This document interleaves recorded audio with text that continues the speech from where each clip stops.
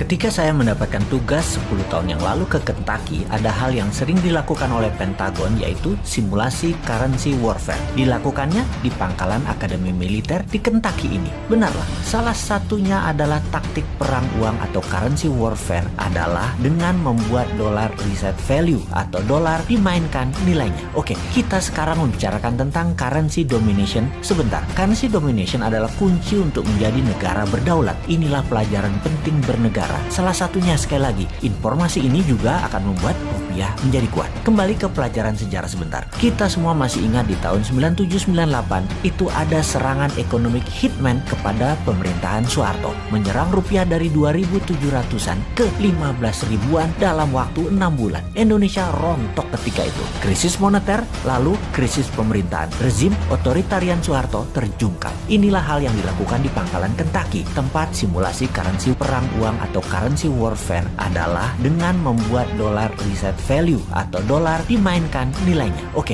kita sekarang membicarakan tentang currency domination sebentar. Currency domination adalah kunci untuk menjadi negara berdaulat. Inilah pelajaran penting bernegara. Salah satunya, sekali lagi, informasi ini juga akan membuat rupiah menjadi kuat. Kembali ke pelajaran sejarah sebentar. Kita semua masih ingat di tahun 97-98 500 rupiah dibuat 1 dolar 20.000 rupiah. Jadi Indonesia yang memiliki hutang dalam dolar sekitar 450 billion dolar atau sekitar 6.000 triliun rupiah mendadak dalam sekejap hutangnya jadi 9.000 triliun rupiah. Bangkrut itu pemerintah dalam seketika kalau hal itu dilakukan, yaitu dolar nilainya dinaikkan 30%. Lalu dalam layar simulasi ada nilai currency dolar terhadap 190 negara di dunia. Dilihat apa yang terjadi. Bagaimana dengan negara Singapura, bagaimana dengan Jepang, bagaimana dengan negara Eropa, bagaimana dengan Tiongkok, dan lain sebagainya. Menariknya, ketika dolar dinaikkan 30%, Tiongkok tidak rubuh. Cadangan devisa mereka walau ada dolar, namun gold di Tiongkok kuat dan banyak. Juga yuan dipakai di beberapa negara mitra mereka, membuat Tiongkok kuat. Simulasi kedua, nilai dolar dijatuhkan 50%. Ekspor barang Indonesia dalam dolar jadi hancur. Indonesia rubuh juga. Dalam bahasa Lemhanasnya adalah fail state. Dan hebatnya lagi, Tiongkok tidak rubuh ketika dolar dilemahkan 50%. Simulasi berikutnya yaitu dolar di-cut 80% alias tinggal 20%. Ternyata Tiongkok juga tidak lumpuh. Pokoknya di harga dolar berapapun Tiongkok kuat, bahkan Amerika yang rugi. Menariknya, Indonesia di level turun 20% sudah paria. Di level 30% atau 40% bahkan lumpuh negaranya. Dan di level 50% fail state, negara gagal. Dan benar deh, dibawa ke harga dolar menjadi 18.000 aja dalam seketika.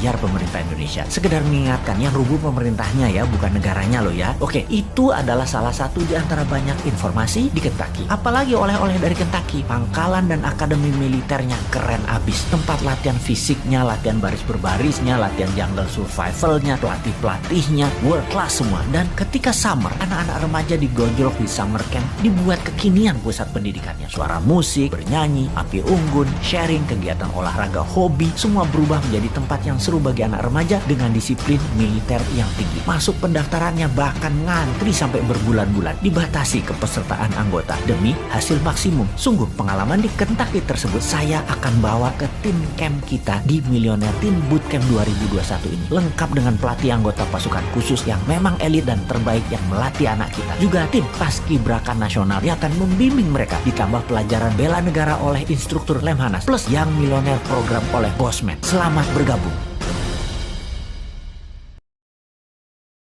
Ingat catatan sejarah bagaimana sebuah negara menjadi besar dan bertahan hingga ratusan tahun. Juga di sisi lain, ada negara yang bubar hanya dalam satu generasi. Semua itu bukan hanya karena berhasil mengurusi kebutuhan dalam negeri atau dikenal dengan istilah urusan domestik, namun juga berhasil menangani perampokan dari luar wilayah, baik yang terang-terangan merampok ataupun dengan halus menipu. Juga pandai memanfaatkan kekuatan luar negeri, serta mahir diplomasi, termasuk diplomasi dagang untuk memenuhi kebutuhan domestik yang tidak bisa diproduksi sendiri, baik bahan baku maupun produk jadi. Main cantik di luar negeri, main cantik di dalam negeri. Membangun SDM yang solid dengan jiwa nasionalisme yang tinggi adalah kunci negara berdaulat dalam jangka panjang. Atau pendeknya sebuah negara, semua ini bisa terjadi di bawah pemimpin yang punya visi. Tidak pernah cukup jika pemimpinnya pragmatis, sederhana, dan kasual. Semuanya akan ada akibat negatif dan positifnya dalam kurun waktu cepat maupun panjang. Kita lanjut informasinya. Kita melihat negara kota yang kecil di Eropa bernama Venesia di abad pertengahan yang bermain cantik, miring ke Yunani dalam strategi luar negerinya. Kemudian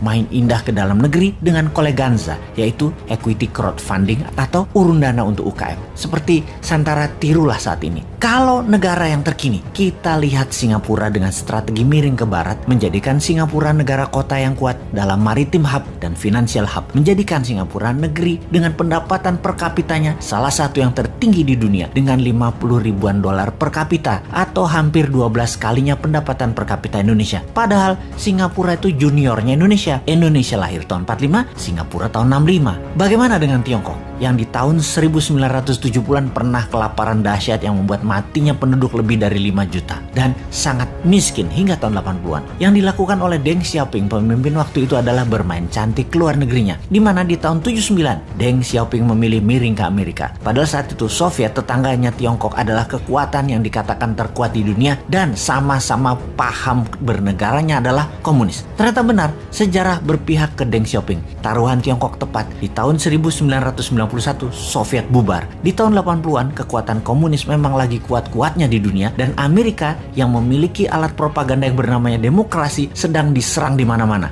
Untuk itu, apapun resikonya, Amerika mepet Tiongkok. Amerika perlu Tiongkok untuk menahan Soviet dan menahan Korea Utara setelah gagal di tahun 1975 di Vietnam yang menjadikan Vietnam negara komunis. Tiongkok pun kemudian diguyur dana besar dan banyak perusahaan barat masuk ke Tiongkok dengan syarat Tiongkok berpihak ke sekutu. Tiongkok yang di tahun 70-an income per kapitanya di bawah Indonesia melakukan strategi luar negeri yang cantik yang berbuah pada saat ini income per kapitanya 5 kali Indonesia. Selama 10 tahun kemudian hingga tahun 1989, Tiongkok menggeliat naik ekonominya. Banyak reformasi dilakukan di dalam negeri. Perusahaan sekutu barat serta perusahaan globalis banyak memindahkan pusat produksinya ke Tiongkok karena SDM yang kuat kerja serta murah. Di tahun 89, bulan Juni, mahasiswa demo di Tiananmen menuntut demokrasi meledak. Efek pemahaman barat mulai masuk ke sendi bernegara Tiongkok. Mahasiswa ingin bebas demokrasi. Deng Xiaoping dilema, memihak barat sesuai dengan perjanjian dengan Ronald Reagan, sekutu barat,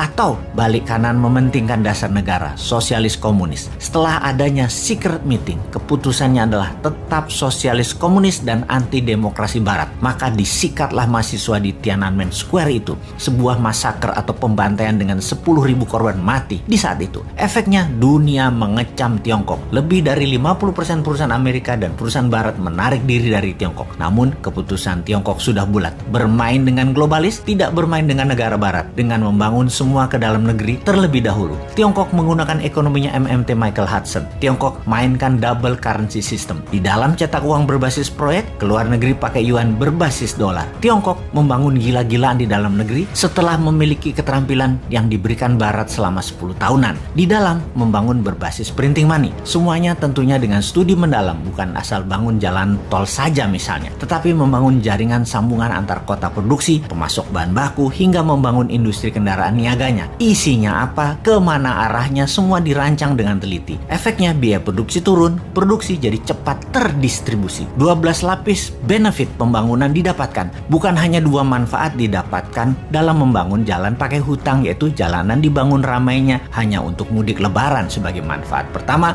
dan dapat sohor populer terlihat membangun, yaitu manfaat kedua, yaitu negara tetangga yang punya begituan bukan Tiongkok.